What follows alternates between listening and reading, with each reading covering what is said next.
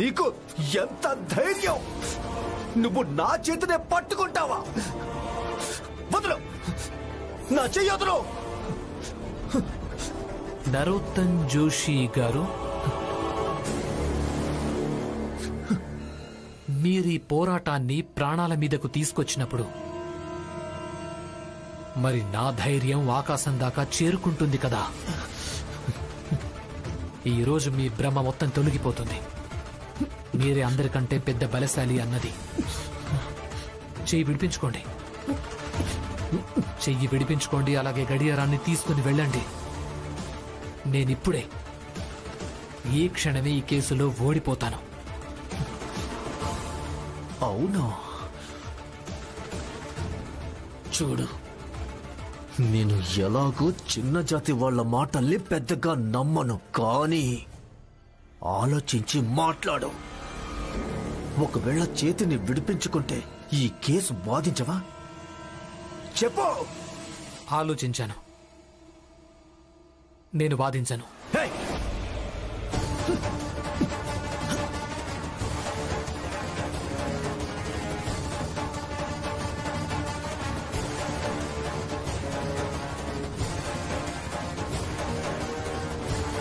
ఏంటి నరోత్తమ్ జోషి, నీకున్న బలమంతా ఏమైపోయింది? మిమ్మల్ని మీరు పెద్ద బలశాలి అనుకునేవాళ్ళు కదా, ఇప్పుడేమైంది?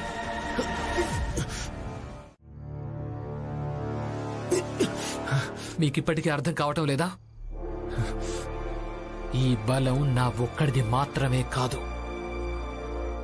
ఇది మా జాతి వాళ్ళందరి సామూహిక ఆకాంక్షల పట్టు. ఇది దీన్ని ఊరికే విడిపించుకోలేరు మీరు.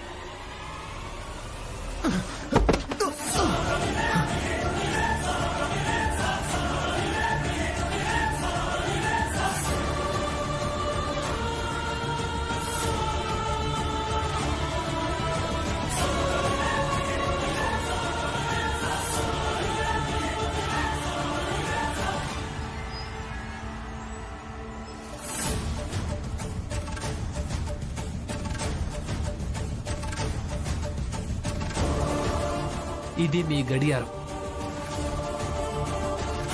రేపు న్యాయస్థానానికి ఆధారంలాగా దీన్నే సమర్పించడం జరుగుతుంది. ఇక రుజువైపోతుంది మీరే ఆ నీటిలో విషం కలిపారు అని. అలాగే మీకు శిక్ష వేయటం కూడా జరుగుతుంది. నరోత్తమ్ జోషి.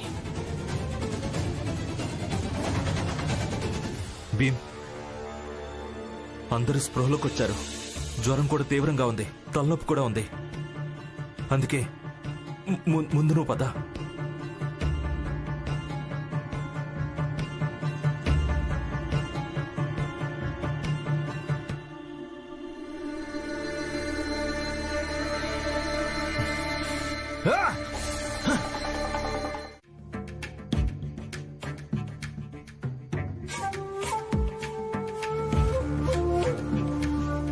నరోత్తమ్, బాధపడాల్సిన అవసరం ఏమీ లేదు. ఏం జరుగుతుందో జరగని. లేదు, ఏం జరుగుతుందో జరగని కాదు, ఇక ఇప్పుడు నేనేం కోరుకుంటానో అదే జరగాలి. ఎంత డబ్బు ఖర్చు అవుతుందో అవని, మా ఇంటి నుంచి డబ్బు మొత్తం తీసుకొస్తాను. కానీ ఈ భీమరావును కేసులో మాత్రం గెలవనివ్వను. అలాగే నేను ఈ చిన్న జాతి వాళ్లకు ఎలాగైనా సరే వైద్యం జరగనివ్వను.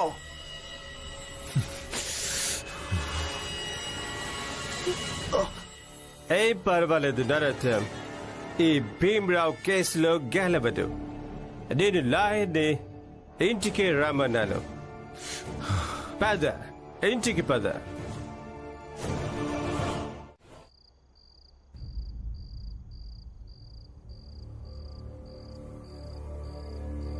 ఇదిగోండి.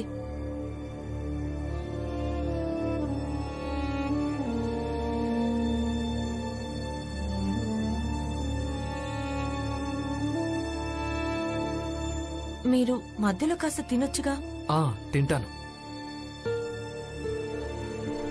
రమా, రేపటి కేసు న్యాయస్థానంలో వాదించటం జరగదు. కోర్టుని ఇక్కడే హాస్పిటల్లో ఏర్పాట్లు చేయమని అప్పీల్ చేస్తాను నేను. ఎందుకంటే ఆరోగ్య విషయం భావాలతో ముడిపడి ఉంటుంది. నాకేమనిపిస్తోందంటే జడ్జి గారు ఇక్కడ హాస్పిటల్కి వచ్చి మనం చెప్పింది వింటే గనక అప్పుడు ఆయన మన దుఃఖాన్ని బాధను బాగా అర్థం చేసుకోగలుగుతారని. కానీ భీమ్, జడ్జి గారు ఏం నిర్ణయించారంటే ఇప్పుడు హాస్పిటల్లోనే న్యాయస్థానం ఏర్పాటు చేసి అక్కడే తీర్పిస్తారట. చెప్పండి. హాస్పిటల్లో న్యాయస్థానం ఇదేనా సాధ్యమవుతుంది? ఇంతకీ జడ్జి ఇలాంటి నిర్ణయం ఎందుకు తీసుకున్నాడు? నేను చెప్తాను.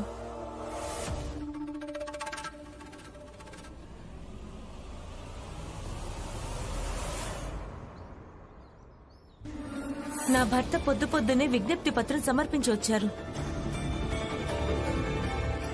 ఇప్పుడు మా లాయర్ జడ్జ్ దగ్గరికి వెళ్ళి ఏం చెప్తాడంటే తీర్పు కోర్టులోనే ఇవ్వాలని నిర్ణయం మారిపోతుంది. జడ్జి గారు తన నిర్ణయాన్ని మార్చుకోరు. ఎందుకంటే ఒకవేళ లాయర్ గారు జడ్జి గారిని ఇలా చేయమని చెప్తే జడ్జి గారు ఖచ్చితంగా అడుగుతారు, అది చోటు మార్చడం వల్ల మీరెందుకలా భయపడుతున్నారని. ఒకవేళ మీ పక్షాన న్యాయం ఉంటే మీకెందుకంత భయమని. ఇక దాంతో మీ కేసు బలహీనపడుతుంది. ఏమంటారు? నేనన్నది నిజమే కదా లాయర్ గారు? వెళ్ళొస్తా. ఇట్నుంచి వెళ్తుంటే మీ అందరికి చెప్పెళ్దామని వచ్చాను. రమాబాయ్,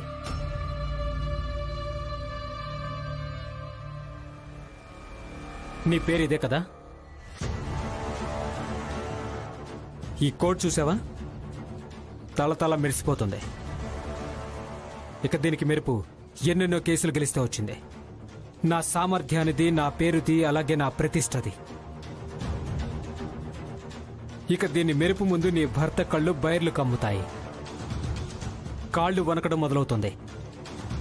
ఈ రోజు వరకు ఓడిపోలేదు, అలాగే ఈ రోజు కూడా ఓడిపోను. ఎందుకంటే గెలవడం నా అవసరం కాదు, అలవాటుగా మారిపోయింది.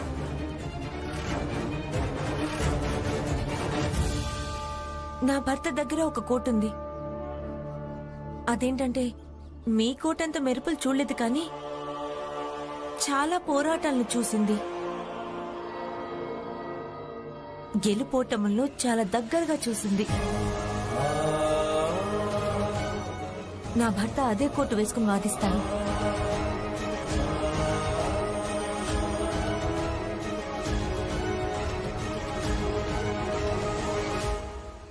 లాయర్ గారు, ఏంటిది? నిన్నటిదాకా పెద్ద పెద్ద మాటలు చెప్పారు, ఇప్పుడు ఈ రమాబాయ్ మాటలని వెళ్ళింది. మీరేం చెప్పారు? ఆ భీమరావును హాస్పిటల్ కి దూరంగా ఉంచుతారా? చూడండి, ఆ భీమరావు హాస్పిటల్నే న్యాయస్థానంగా మార్చేశాడు. చెప్పండి, ఇప్పుడేం చేస్తారు మీరు? మీరు శాంతంగా ఉండండి. ఎప్పుడు ప్రతికూలంగానే మాట్లాడతారు. ఇప్పుడు వాదన ఎక్కడ జరిగినా భీమ్కి నేను అక్కడే దిమ్మ తిరిగేలా చేస్తాను. పదండి. చూడండి, మీరంతా బెంగ పడకండి. నేను పూర్తిగా ప్రయత్నం చేశాను. ఏదో ఒక మార్గం దొరికే తీరుతుంది.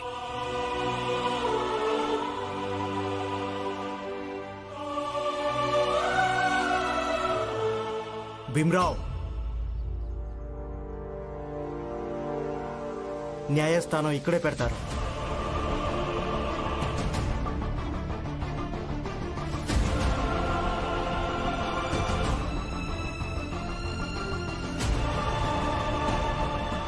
జడ్జి గారు కూర్చోవడానికి, అలాగే న్యాయస్థానం ఇక్కడ పెట్టడానికి ఏర్పాట్లు సరిగ్గా చేయి.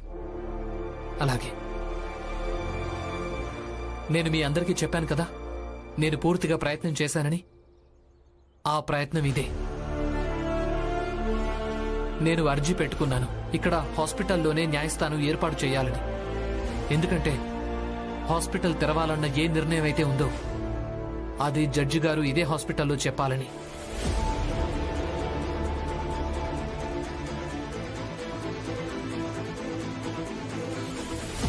ఆనందన్నయ్య, బాబాయ్, ఇలా రండి. కోట ఏమైపోయింది?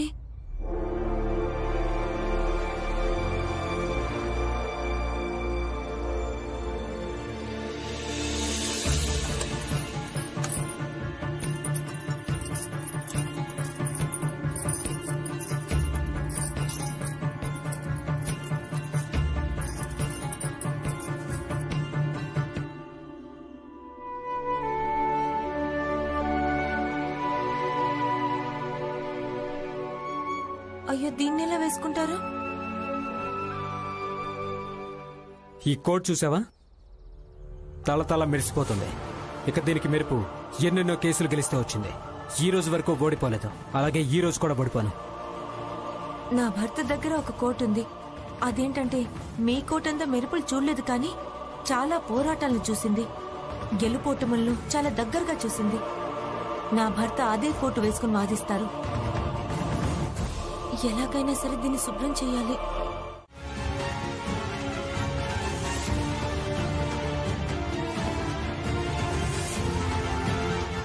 జడ్జి గారు, ఇక ఇప్పుడు కోర్టే నిర్ణయించాల్సి ఉంటుంది. భవిష్యత్తులో ఈ సమాజంలాగా సాగుతుందో, సమాజంలాగా ఉంటుందో, లేకపోతే అడవిలాగా మారి మిగిలిపోతుందో. హాస్పిటల్లో ఏ డాక్టర్ ఉన్నాడో తను కూడా ఈ సమాజంలో ఒక భాగమే. ఒకవేళ వాళ్లకు మిమ్మల్ని తాకడానికి ఇబ్బందిగా ఉంటే ఇక వాళ్ళు మీకు వైద్యం ఎలా చేస్తారు? ఇక్కడ మీ అందరికీ వైద్యం ఎప్పుడు సాధ్యమవుతుందంటే మొత్తం సమాజం మార్చిన తర్వాత, లేదా మీ జాతిలో ఒక డాక్టర్ని పుట్టించుకోండి.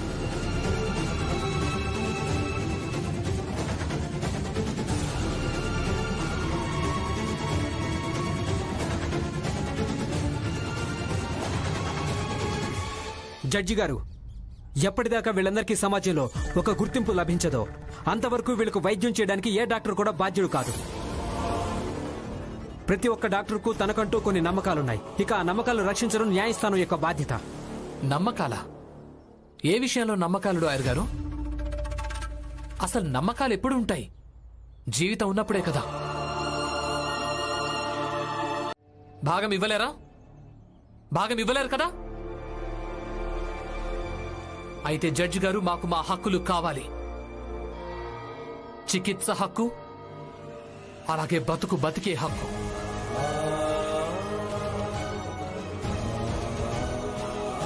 అవును, బతకడానికి మాకు హక్కు కావాలి. అవును, మేము బ్రతకడానికి హక్కు కావాలి. మేము బ్రతకడానికి హక్కు కావాలి. మేము బ్రతకడానికి హక్కు కావాలి. మేము బ్రతకడానికి హక్కు కావాలి. అవును, మేము బ్రతకడానికి హక్కు కావాలి. మేము బ్రతకడానికి హక్కు కావాలి. మేము బ్రతకడానికి హక్కు కావాలి. Order order. ఇక జడ్జి గారు, ఇప్పుడు ఇది న్యాయస్థానమే నిర్ణయించాల్సి ఉంటుంది. శతాబ్దాలుగా ఏదైతే సాగుతూ వస్తోందో అలాగే కొనసాగాలా, లేక సమాజంలో కొంచెమైనా మార్పుకు అవకాశం అనేది ఉందా? ఇందుకోసమే, దీని గురించి విచారణ జరిపించడానికి, అలాగే తీర్పు చెప్పడం కోసమే న్యాయ వ్యవస్థను కూడా ఏర్పాటు చేయడం జరిగింది.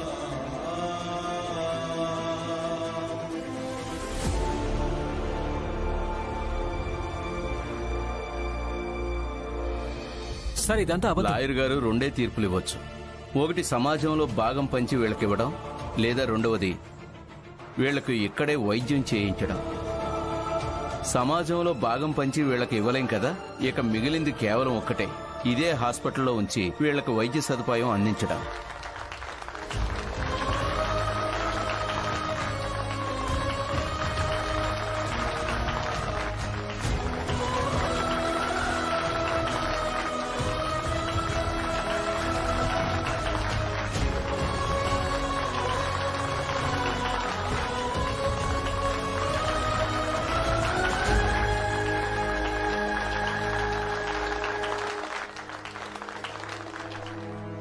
చాలా చాలా కృతజ్ఞతలు జడ్జి గారు.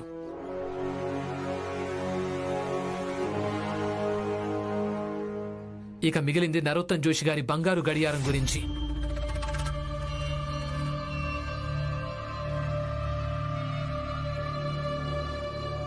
ఈయన బంగారు గడియారం నాకు ఆ చెరువు దగ్గరే దొరికింది జడ్జి గారు. దీనికిక కేవలం ఒకటే అర్థం ఉంటుంది సార్. నరోత్తమ్ జోషి ఆ చెరువు దగ్గరికి వెళ్లారు అని, అలాగే ఈయనే చెరువు నీటిలో విషాన్ని కూడా కలిపారు అని. అందుకే ఈ నరోత్తమ్ జోషి దోషి. కానీ మీరు మాత్రం అభినందించకుండానే వెళ్తున్నారు. చూడు, అప్పుడప్పుడు గాలి వీచినప్పుడు గాలి వేగం వల్ల కూడా మంట ఆరిపోతుంది. అందుకే గాలి విసిరే వాళ్ళు ఎక్కువగా సంతోషపడటం మంచిది కాదు, అర్థమైందా? ప్రచండదేవ్ గారు, మీకసలు అర్థం కాదు. ఎందుకంటే మీకు ఒక లక్ష్యం అనేది లేదు. ఈసారైతే అర్థం చేసుకుంటారు నా భర్త ఎంత కష్టపడతారో, లేదా గాలివాటంగా కలిసొచ్చి గెలిచారో. నీ భర్త కష్టపడ్డాడు నిజమే. అలాగే నువ్వు చెప్పింది నిజమే. నా కోటు చాలా ఖరీదైంది. కానీ ఈరోజు ఈ కోటు న్యాయానికి తోడుగా నిలబడలేదు, అందుకే ఓడిపోయింది. కానీ నీ భర్త వేసుకున్న ఆ పాత కోటు న్యాయానికి తోడుగా నిలబడింది, అందుకే గెలిచింది. అలాగే ఈరోజు నేను ఒకటి నేర్చుకుని వెళ్తున్నాను. ఎవరైనా గొప్ప లాయర్ని ఏది చేస్తుందంటే తను ఎవరికి తోడుగా ఉన్నాడనేది. సార్,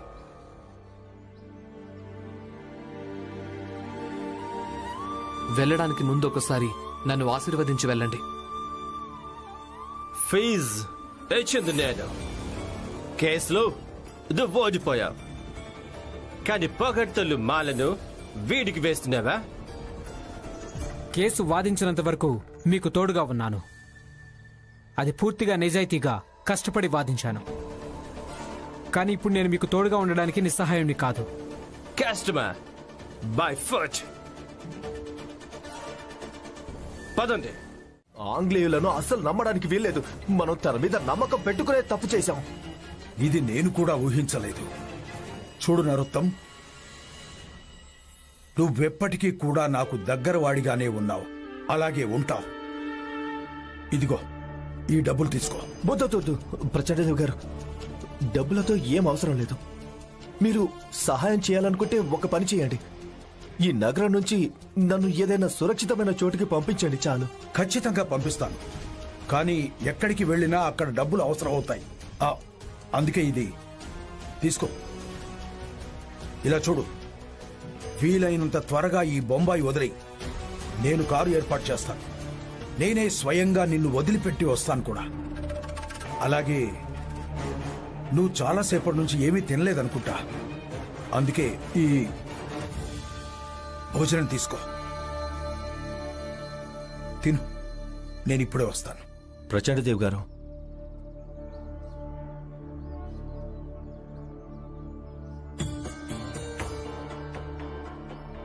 ప్రచండదేవ్ గారు, మీరు నిజంగానే సమాజ సేవకులు. మీరు సత్పురుషులు ప్రచండదేవ్ గారు. మీలాంటి మంచి మనసు, నిష్ఠగల వాళ్ళు, నిజాయితీపరులు, నిజమైన సమాజ సేవకులు ఇంకెవరు ఉండరు. ఇంకొక విషయం, నరోత్తం జోషి మీరు చేసిన ఈ సహాయాన్ని ఎప్పటికీ మర్చిపోడు.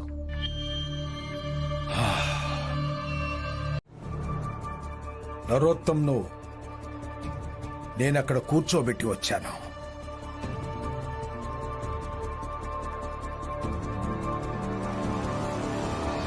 అన్నట్టు సాహెబ్ గారు, మీకున్న దూరదృష్టి చాలా అద్భుతమైనది. ఐ హాప్ నీకు ఏం చెప్పానో నువ్వు తనకు అలాగే చెప్పావనుకుంటున్నా. అక్షరాల అలాగే ఆ డబ్బున్న పెట్టి కూడా నేను తనకే ఇచ్చేశాను. సార్,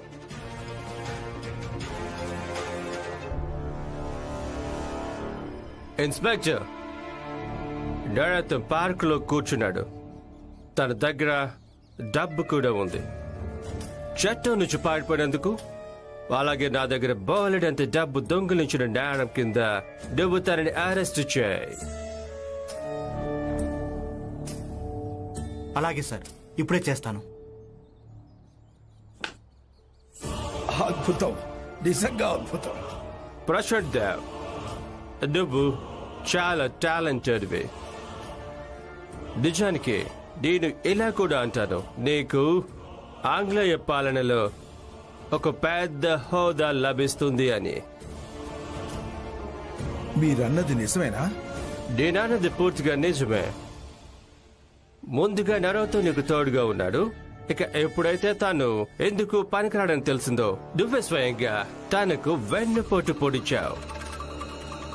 ఇక ఇప్పుడున్న కాలంలో ఇది కూడా చాలా పెద్ద టాలెంట్. అవకాశం ప్రకారం తన ఇష్టాన్ని మార్చుకోకుంటే తను ఎప్పటికీ ఎదగలేదు. నువ్వు చాలా పైకి ఎదుగుతావు. ఇక నేను మా పెద్ద అధికారులతో నీకొక అతి పెద్ద బహుమానం ఇప్పిస్తాను. సాహెబ్ గారు, మీ ఆలోచనలతో పాటు మీరు కూడా చాలా గొప్పవాళ్ళు.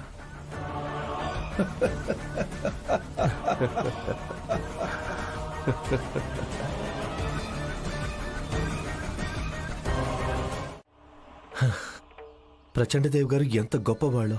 అద్భుతం. ఇక ఇక ఒక్కసారి ఈ కేసు కొంచెం చల్లబడిందంటే తర్వాత భీమ్రావు సంగతి నేను గట్టిగా చూసుకుంటాను. ఆకలేస్తుంది, భోజనం చేస్తాను.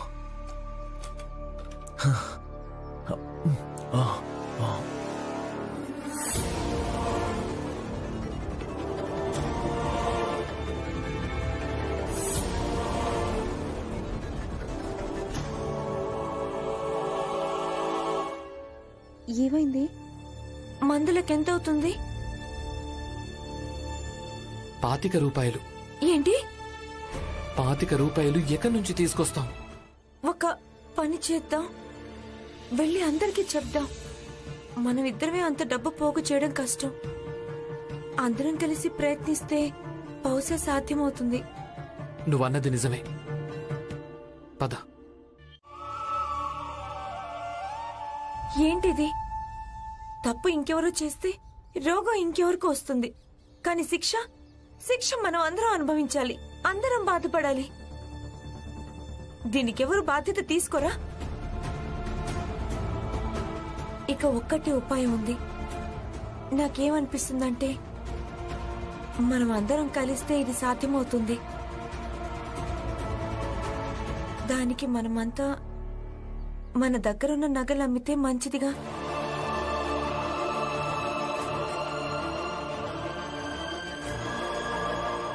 ఆ డబ్బులతో మందులు తీసుకొచ్చి మనం డాక్టర్ గారికి ఇచ్చేద్దాం. వాటితో వైద్యం చేయిద్దాం. ఏమంటారు? అప్పుడైనా వైద్యం చేస్తారు కదా డాక్టర్ గారు? అవును, ఖచ్చితంగా చేస్తాం. ఇక మేమంతా ఇంకా జాగ్రత్తగా వైద్యం చేస్తాం. ఎందుకంటే మీ అందరికీ గుర్తుకు వస్తుండాలి, నగలు అమ్మితేనే వైద్యం జరిగిందని.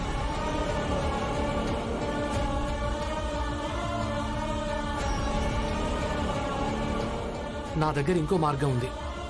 దాంతో నగలు అమ్మాల్సిన అవసరం ఉండదు. ఏంటది? నాన్నా, మీరిద్దరూ అలా పదండి. నాన్నా, మనలాంటి అభాగ్యులైన వాళ్ళందరి విషయంలో నగలు అమ్మటం అనేది చివరి దిక్కవుతుంది. అలాగే జబ్బు లాంటి సమస్య కోసం మనం చివరి దిక్కు వైపు చూడడం మంచిది కాదు. సార్, ఈ భీమ్రావు ఏం ఆలోచిస్తున్నాడు? డాక్టర్ గారు, ఒకవేళ మా భీమ్ తన మెదడుని ఉపయోగిస్తే మీ లక్ష్యం మరోసారి ఫెయిల్ అయిపోతుంది. చూడండి డాక్టర్ గారు, మేమందరం మీ అందరికీ చాలా గౌరవం ఇచ్చాం. కానీ మీరందరూ మీ కర్తవ్యాన్ని అర్థం చేసుకోలేకపోతున్నారు. మీరన్నది నిజమే. ఒకవేళ మనమందరం మన నగలు అమ్మేసి మందులు తీసుకొస్తే మనకు తర్వాత బతకడం చాలా కష్టమవుతుంది. మనలో ఉన్నవారి దగ్గర అన్ని నగలు ఎవ్వరికి లేవు. వాటి నమ్మి మందులు తీసుకురావచ్చుడానికి.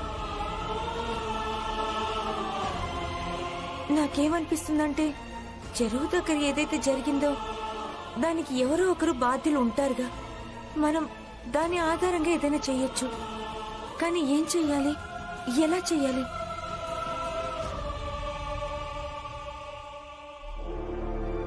ఏదైనా ఉపాయం ఉంటే మీరే చెప్పండి. నాకేమనిపిస్తోందంటే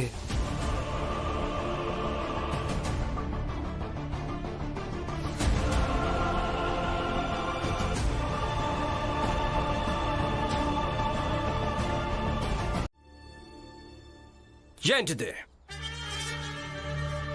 సార్, నరోత్తమ్ని పట్టుకోవడం కోసం నేను తన వెంట పట్టాను సార్.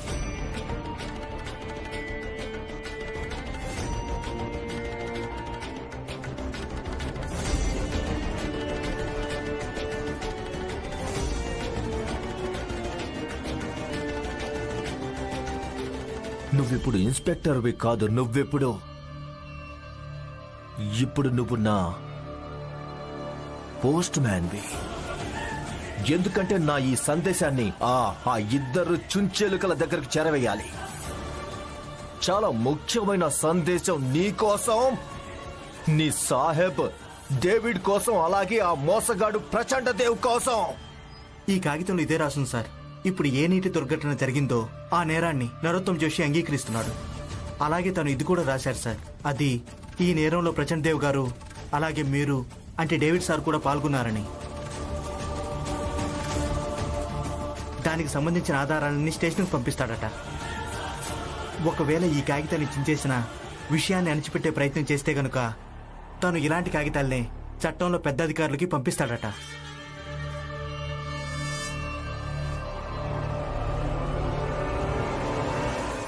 యూజ్లెస్. నువ్వు ఆ నరోత్తమును కూడా పట్టుకోలేకపోయావు. నువ్వు నీ ఫోర్స్ మొత్తాన్ని ఉపయోగించుకో, కానీ ఏదో ఒకటి చేసి తనను పట్టుకో. ఈ లెటర్ను ఏం చేయాలో నేను నీకు తర్వాత చెబుతాను. కానీ సార్ తనను పట్టుకోవడం ఎలా? నరోత్తం లండన్ పారిపోయాడు కదా. జడ్జి, తను లండన్ పారిపోయాడా? నీకు ఒక్క పని కూడా సరిగ్గా చేత కాదు. మూర్ఖుడా, వెళ్ళు. Get lost.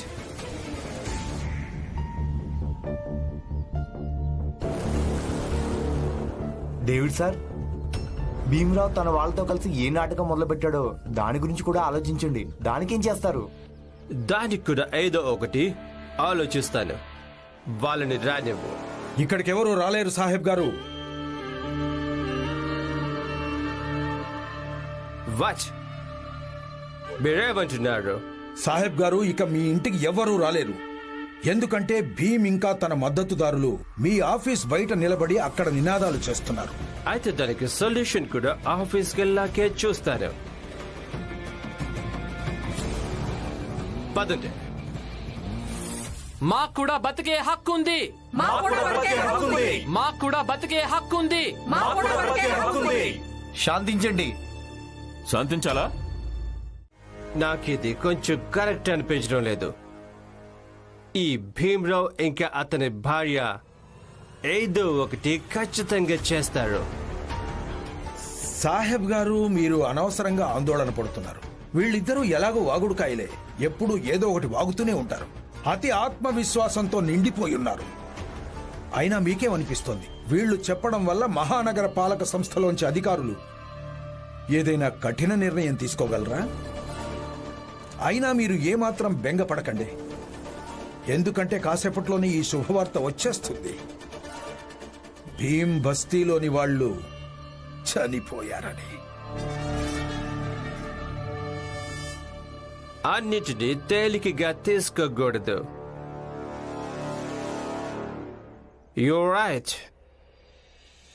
అయినా మనం మన ఏర్పాట్లలో ఎలాంటి లోటు చేయడం మంచిది కాదు. అంటే చెప్తాను. నేను ప్రస్తుతం స్టేషన్కి వెళ్ళొస్తాను.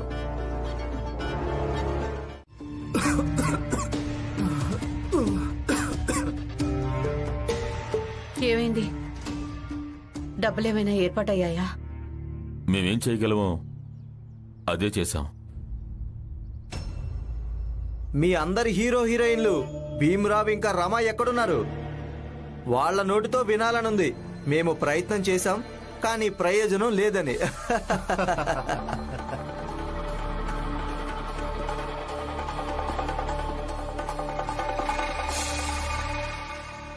అదిగోండి సార్, వాళ్ళిద్దరు కూడా వచ్చేశారు.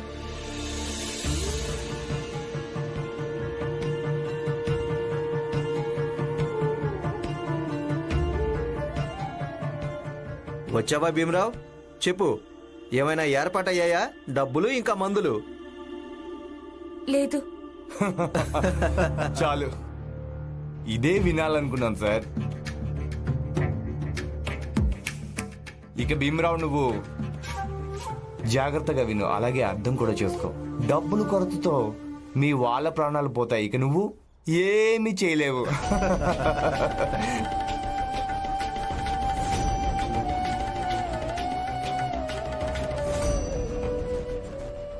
భీమరావు ఏమైంది?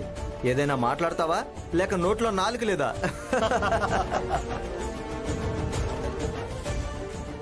ఏం మాట్లాడుతున్నారు సార్? మాట్లాడడానికి ఏం మిగిలిందని? ఇక వెళ్ళండి. హాస్పిటల్లో వైద్యం ఎలాగూ జరగటం లేదు. కనీసం ఇంటికి వెళ్తే మీరు ప్రశాంతంగానే చావగలరు.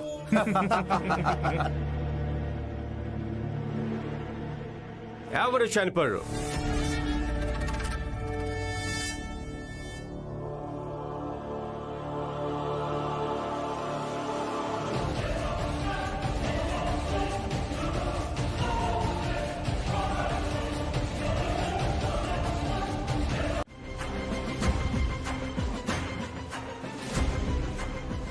అండ్ డేవిడ్, సార్, నువ్వు నీ లెవెల్లో ఇవన్నీ హ్యాండిల్ చేసుకోవాల్సింది, కానీ మొత్తం నాశనం చేశావు.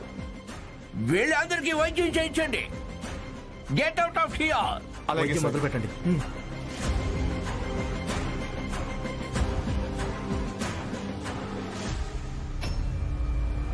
డేవిడ్, సార్, ఈ ఏరియాలో ఇన్స్పెక్టర్తో కలిసి పూర్తిగా ఒక రిపోర్ట్ తయారు చేయి. ఏం జరిగిందో, ఎవరు బాధ్యులో.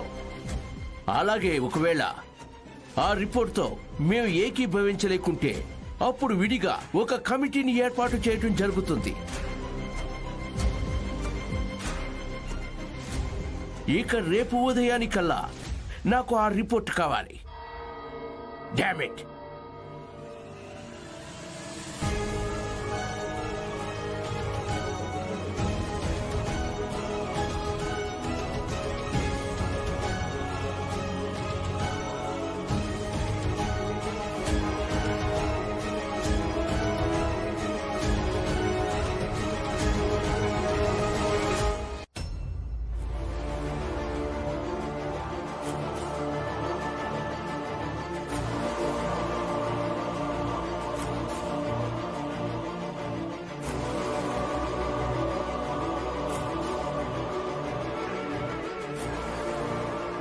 ఇప్పుడు వీళ్ళందరూ ప్రమాదం నుంచి బయటపడ్డారు. కాసేపట్లో మీరందరూ మీ ఇళ్లకు వెళ్ళిపోవచ్చు.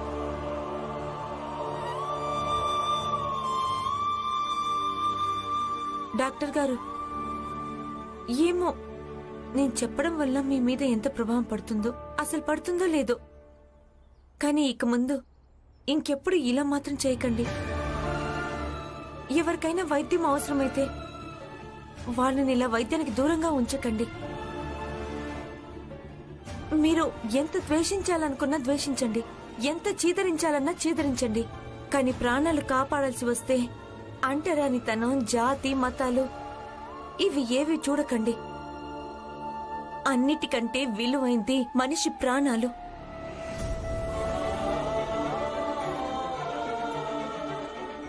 వీలైతే పాటించండి. మిమ్మల్ని వేడుకుంటున్నాను.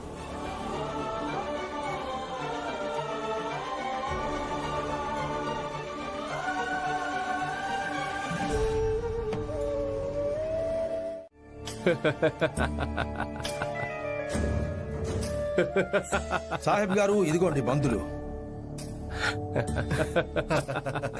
మీరిద్దరూ ఎందుకింతగా నవ్వుతున్నారు? అంటే విషయం అలాంటిదే. రిపోర్ట్లో ఏం రాయాలో నాకు ఇప్పుడు అర్థమైపోయింది. పైగా ఇప్పుడు నా తలనొప్పి కూడా మాయమైపోయింది. అలాగే ఈ మందులు కూడా ఏమీ అవసరం లేదు. సంతోషించాల్సిన విషయమే, కానీ మీరు రిపోర్ట్లో ఏం రాయగలరో కొంచెం నాకు కూడా చెప్పండి. మీకైతే ఖచ్చితంగా చెప్తారు. రిపోర్ట్లో ఏం రాయడం జరుగుతుందంటే, అది ఏదైతే జరిగిందో అది ప్రచండ దేవ్ చెప్పడం వల్ల నరోత్తం చేశాడని. ఇక నరోత్తం పరారీలో ఉన్నాడు, అందుకే ప్రచండ దేవ్ గారిని అరెస్ట్ చేయడం జరిగిందని.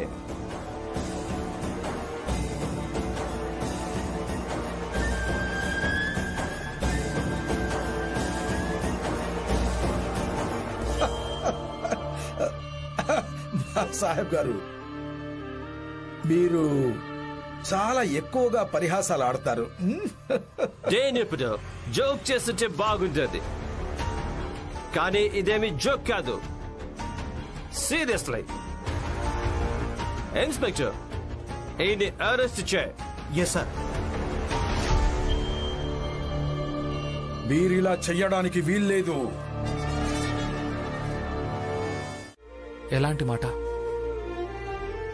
మీరెప్పుడు చదువు గురించి మాట్లాడతారుగా, ఎప్పుడు చెప్తుంటారుగా నేను ఎంతవరకు బతుకుతానో అంతవరకు చదువు కోసం పోరాడతారని. ఈ రోజు నుంచి మీరు చదువుతో పాటుగా వైద్యం కోసం పోరాడాలి. నాకు మాట ఇవ్వండి.